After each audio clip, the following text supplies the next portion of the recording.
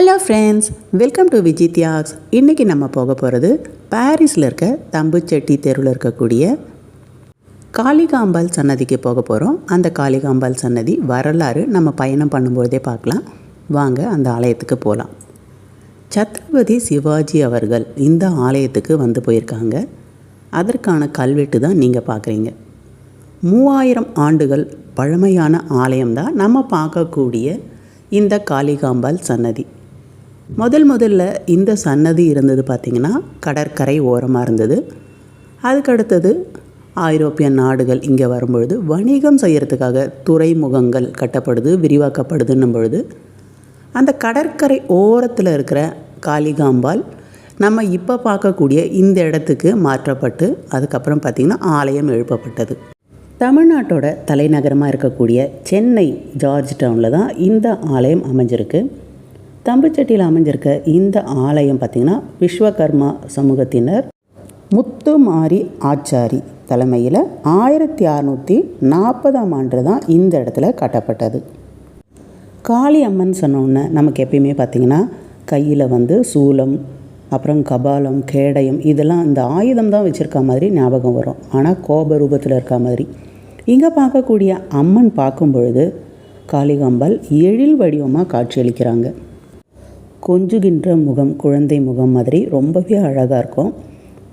ஆணவத்தை அடக்கக்கூடிய அங்குசம், பக்தர்களை பாசமாக காப்பாற்றும் பாசம், வரத முத்திரை, சோமன், சூரியன், அக்னி என்ற 3 கண்களோட பார்த்திங்கன்னா ரொம்பவே அழகாக காட்சியளிப்பாங்க அம்மன். நவரத்ன மணிமகுடம் வலது காலை தொங்க விட்ட மாதிரி அமர்ந்திருக்கிற இந்த கோலத்தை பார்த்திங்கன்னா உள்ளே போய் நம்ம அமர்ந்து கிட்ட போய் தரிசிக்கலாம். அதுதான் இந்த காளிகாம்பாள் கோயிலில் ஒரு சிறப்பு. 2014ஆம் ஆண்டில் மிகப்பெரிய புதிய ராஜகோபுரம் கட்டப்பட்டது. அதுக்கு முன்னாடி பார்த்திங்கன்னா 1980 ஒரு 10 மீட்டர் உயரத்தில் சிறிய அளவில் இருந்தது. இப்போ நம்ம பார்க்கக்கூடியது மிகப்பெரிய ராஜகோபுரம். இந்த ஆலயத்தில் பார்த்திங்கன்னா அம்மன் மேற்கு நோக்கியபடி அமர்ந்திருப்பாங்க. மேற்கு நோக்கிய ராஜகோபுரம் இருக்குது, அடுத்தது கிழக்கு நோக்கிய ராஜகோபுரம் இருக்குது. இந்த 2 கோபுரங்களுக்கும் ஒவ்வொரு பெயர்கள் இருக்குது. தம்புச்செட்டி ஸ்ட்ரீட் வழியாக வரணும்போது அங்கே இருக்க கிழக்கு பார்த்த கோபுரம் நமக்கு குணவாயில் கோபுரம் அப்படின்னு சொல்லுவாங்க. அரண்மனைக்காரன் தெரு வழியாக வரணும்பொழுது அந்த கோபுரம் பார்த்திங்கன்னா குடவாயில் கோபுரம்னுவாங்க. அம்மன் நமக்கு மேற்கு நோக்கியபடி காட்சி அளிப்பாங்க. இந்த கோவிலில் மட்டும் சிறப்பு தரிசனம் அப்படின்னு எதுவுமே கிடையாது. என்ன தான் சத்ரபதி சிவாஜியாக இருந்தாலும், ஏழை குடிமகனாக இருந்தாலும் எல்லாருக்கும் பார்த்திங்கன்னா ஒரே வழியில் ஒரே வழியில் தான் போகணும். சிறப்பு தரிசனம் இல்லாத ஒரே ஆலயம் அப்படின்ற ஒரு பெருமைக்குரிய ஆலயம் நம்ம பார்க்கக்கூடிய இந்த காளிகாம்பாள் அம்மன் சன்னதி. அடுத்தபடியாக இந்த தலத்தில் வடமேற்கு பகுதியில் அகோர வீரபத்ர சுவாமி இருக்கார். பௌர்ணமி அன்னைக்கு பார்த்திங்கன்னா வெற்றிலை மாலை அவருக்கு நம்ம சாற்றி வழிபடுறோம் போது இன்கேஸ் யாருக்குன்னா பில்லி, சூனியம், ஏவல் அதை மாதிரி யாருன்னா செய்திருக்காங்க விரோதிகள் அப்படின்னும் பொழுது அதெல்லாம் பார்த்திங்கன்னா விலகும் அப்படின்னு இந்த ஆலயத்தில் ஒரு சிறப்பாக சொல்லப்படுது. அம்மனுக்கு விசேஷமாக எல்லா ஆலயங்களிலும் நம்ம பார்த்திங்கன்னா ஆடி மாதம் அதை தான் சொல்லுவோம். ஆனால் இங்கே காளிகாம்பாள் சன்னதியில் காளிகாம்பாள் பிறந்த ஒரு காளிகாம்பாள் ஜெயந்தி அப்படின்னு சொல்லிட்டு கார்த்திகை மாதம் அமாவாசை அந்த நாளை பார்த்திங்கன்னா ரொம்ப விமர்சையாக கொண்டாடுவாங்க. முக்கியமாக அந்த கார்த்திகை மாதம் முழுவதுமே இங்கே இருக்கிற காளிகாம்பாள் சன்னதியில் விழா கோலம் பூண்டு இருக்கும் அப்படின்வாங்க. கண்டிப்பாக நீங்கள் வரீங்கன்னும் பொழுது முக்கியமாக இங்கே கார்த்திகை மாதங்களில் வரீங்க அப்படின்னும்போது ரொம்பவே அலங்காரங்கள் ரொம்ப அருமையாக இருக்கும். நீங்கள் பார்க்கக்கூடிய இது பார்த்திங்கன்னா கிழக்கு நோக்கிய கோபுரம். இந்த கோபுரத்து வழியாக நம்ம உள்ளே போயிட்டு உள்ளே அம்மனை தரிசிச்சுட்டு வருவோம். உள்ளே பார்த்திங்கன்னா புகைப்படம், அடுத்தது வீடியோ எதுவுமே எடுக்க அனுமதி இல்லை.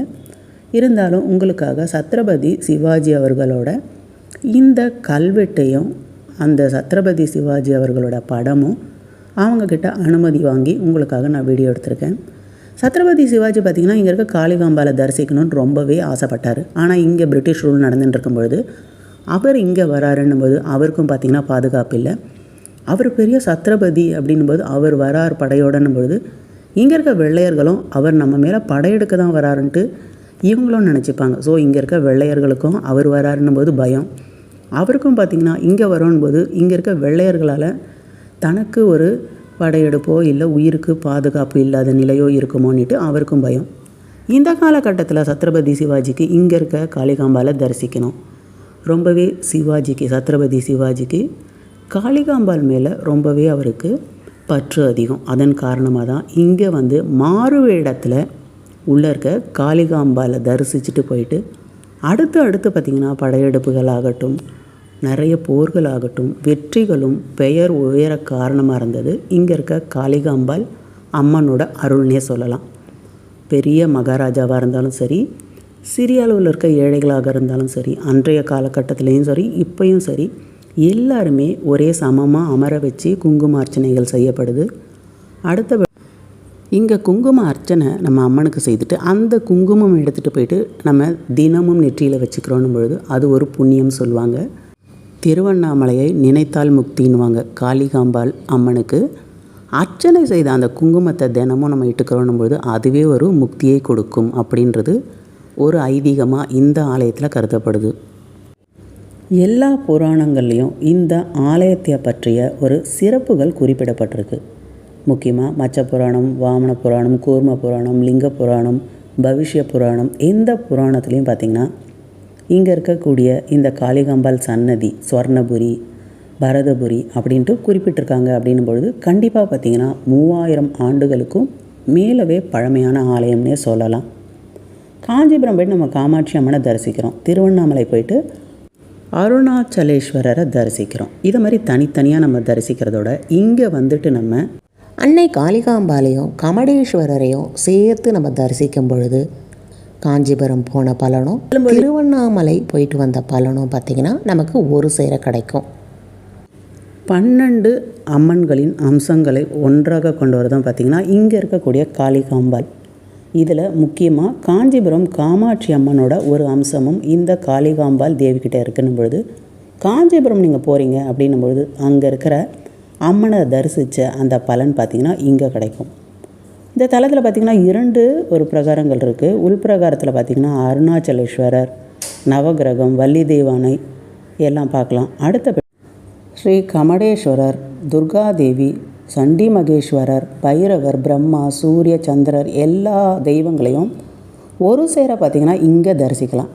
அப்படியே உள்ளே தரிசிச்சுட்டு நம்ம வெளியில் வரோன்போது வெளிப்பிரகாரத்தில் சித்தி விநாயகர் கொடிமரத்துக்கிட்ட பார்க்கலாம். அடுத்தது வட கதிர்காம முருகர், நம்ம இலங்கையில் பார்க்கக்கூடிய அந்த முருகரை இந்த இடத்துல வழிபடலாம்.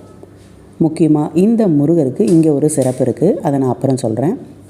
ஸ்ரீ சித்தி புத்தி விநாயகர், காயத்ரி தேவி, துர்காதேவி யாகசாலை, நடராஜரோட ஒரு சந்நிதி, வீரபத்ர மகா காளியம்மன், நாகேந்திரர், விஸ்வபிரம்மா சந்நிதி, இதெல்லாம் நம்ம உள்பிரகாரத்தில் பார்த்துட்டு வெளியில் வரும்பொழுது நம்ம மகாமேரு பெரிய அளவில் வச்சுருப்பாங்க, அதை தரிசிட்டு வெளியில் வரும்பொழுது பிரத்யங்கரா தேவி சிலை ரொம்ப பெரிய அளவில் இருக்கும். அங்கே பார்த்திங்கன்னா சிறப்பு பூஜைகள் நடைபெறும். அங்கே நம்ம வழிபடுறோன்னும் பொழுது நமக்கு பார்த்திங்கன்னா வியாதிகள் தீரும் அப்படின்றது ஒரு ஐதீகமாக கருதப்படுது. அடுத்தபடி பௌர்ணமி 7 மணிக்கு அம்மனுக்காகட்டும் காயத்ரி தேவிக்காகட்டும் கூட்டு வழிபாடு பார்த்திங்கன்னா இங்கே ரொம்பவே சிறப்பாக நடைபெறும். வெள்ளிக்கிழமைகளில் கன்னி பூஜை, கோபூஜை, திருவிளக்கு பூஜை எல்லாமே சிறப்பாக நடைபெறும். நீங்கள் எப்போ போகிறதா இருந்தாலும் வெள்ளிக்கிழமைகளில் போங்க, ரொம்பவே சிறப்பானது. வெள்ளிக்கிழமைகளில் மஞ்சள் அபிஷேகம் அம்மனுக்கு செய்துட்டு அதை கொண்டு போய் நெத்தியில் வச்சுக்கிறாங்கன்னும்போது குழந்தை பேரு கிடைக்கும். இதுதான் இந்த ஆலயத்தோட முக்கியமான சிறப்பு. திருமண தடைகள் இருக்கக்கூடியவங்க கண்டிப்பாக அந்த ஆலயத்தில் குங்கும அர்ச்சனைகள் செய்துட்டு அந்த குங்குமம் டெய்லியும் வச்சுக்கிறாங்கன்னும் பொழுது திருமண தடைகள் நீங்கும். அதுதான் முக்கியமாக இந்த ஆலயத்தில் சொல்லப்படுறது. ராகு காலம் வெள்ளிக்கிழமைகளில் 10:12 இந்த நேரத்தில் எலுமிச்சம்பழம் தீபம் ஏற்றும் பொழுது நோய் நொடிகள் தீரும். அதுவும் ரொம்ப சிறப்பாக சொல்லப்படுது. இந்த பதிவு உங்களுக்கு ரொம்ப பயனுள்ளதாக இருக்குன்னும் பொழுது கண்டிப்பாக உங்கள் நண்பர்களுக்கு பகிர செய்யுங்கள். அடுத்தபடி அந்த ஆலயத்தை பார்த்துட்டு நாங்கள் வந்தது பார்த்திங்கன்னா திருவேங்கடமுடையான், திருப்பதியில் இருக்க மாதிரியே பெருமாளை நம்ம இந்த ஆலயத்தில் தரிசிக்கலாம். ஆலயம் மிகவும் தொன்மையான ஆலயம். கோவிலுக்குள்ளே பார்த்திங்கன்னா பெயிண்டிங்ஸ் எல்லாம் ரொம்பவே அழகாக இருக்குது.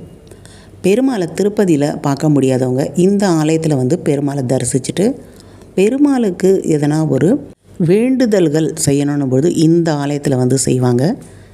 4 மணிக்கு குடை புறப்பாடு புரட்டாசி மாதம் இங்கேருந்து கிளம்பி தான் திருப்பதி பெருமாளுக்கு போகும். கண்டுபிடிச்சிட்டிங்களான்னு தெரியல. இந்த ஆலயத்துக்கு தான் அடுத்த வீடியோ நான் போட போகிறது. கண்டிப்பாக இதை பார்க்கணுன்னும் போது நீங்கள் விஜய் தியாக் சேனலை சப்ஸ்கிரைப் பண்ணி வச்சுக்கோங்க. அடுத்தடுத்த ஆலயங்கள் சிறப்பு, அதில் இருக்க பரிகாரங்கள், வரலாறு எல்லாத்தையும் நம்ம பார்க்கலாம்.